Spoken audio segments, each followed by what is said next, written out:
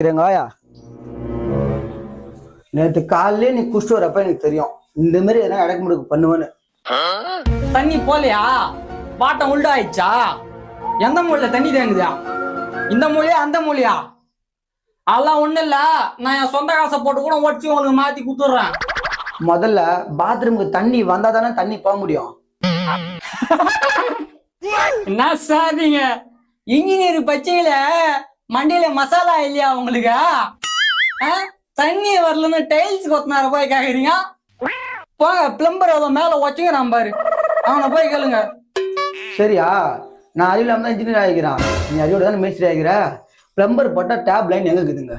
எது tape line holes இல்லையா?